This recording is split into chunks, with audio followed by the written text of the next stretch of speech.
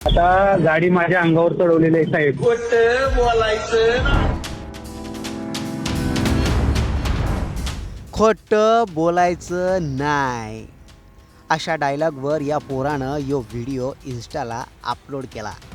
Video इतका viral झाला की तो थेट पोलिसांपर्यंतच पोचला. आणि मग त्यानंतर या स्टंटबाजाची पोलिसांनी चांगलीच जिरवली. इंस्टाग्राम पेजवरती मी स्टंटबाजीचा व्हिडिओ पोस्ट केला होता. तरी हे माझी चुकी झाली आणि तुम्ही पण हे असं काय करू नका. हा व्हिडिओ सांगलीतला आहे. भर रस्त्यावर सर्कस करणाऱ्या आणि स्वतःसोबत इतरांच्या जीवालाही धोक्यात टाकणाऱ्या या स्टंटबाजाचा व्हिडिओ सांगलीत तुफान व्हायरल झाला. सांगली सायबर पोलिसांनी याची माहिती तात्काळ पोलिसांना दिली आणि मग काय 22,000चा दंड आणि पोलिसांची तंबी या स्टंटबाजाच्या नशिबी आली. नमस्कार, मी मुकुंद कुलकर्णी, वरिष्ठ पोलीस निरीक्षक, वाहतूक नियंत्रण शाखा, सांगली. 2 दिवसापाठीमाग सांगली जिल्हा पोलीस दलाकडील कार्यरत सायबर पोलीस स्टेशनकडील सोशल मीडिया सेलवरून इंस्टाग्रामवर एक युवक हा बेदरकारपणे रॅश ड्रायव्हिंग करत मोटरसायकल चालवत असल्याचा रील व्हायरल झालेलं होतं.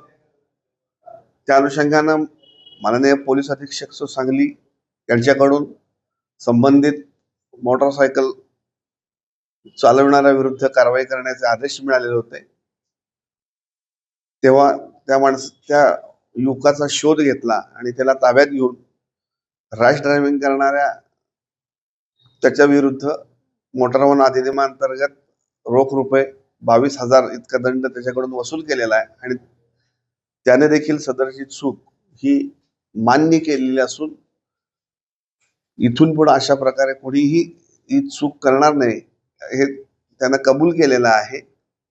तेव्हा जनतेला या माध्यमातून मी आव्हान करतो की कृपया वाहतुकीचे नियम पाळा, स्टंटबाजी करू नका, धोकादायक आणि बेदरकारपणे वाहने चालवू नका. त्याचबरोबर अन्यथा पोलिसांकडून कारवाई होईल. सांगली जिल्हा पोलीस दलाकडील सोशल मीडिया सेल पूर्णतः कार्यरत आहे. सोशल मीडिया सेलची आपल्यावर पूर्णपणे नजर आहे. तेव्हा एवढंच सांगतो, कायद्यात राहाल तर फायद्यात राहाल. जय हिंद. म्हणून लक्षात घ्या, रस्ते वाहतुकीसाठी असतात, त्याच्यावर अशी सर्कस करू नका. आपला आणि रस्त्यावरच्या इतर लोकांचा जीव धोक्यात टाकू नका. आणि समजा चुकून प्रसिद्धीसाठी असले कारनामे कुणी केलेच तर ते पोलिसांपर्यंतही पोचतात, हेही लक्षात असू द्या.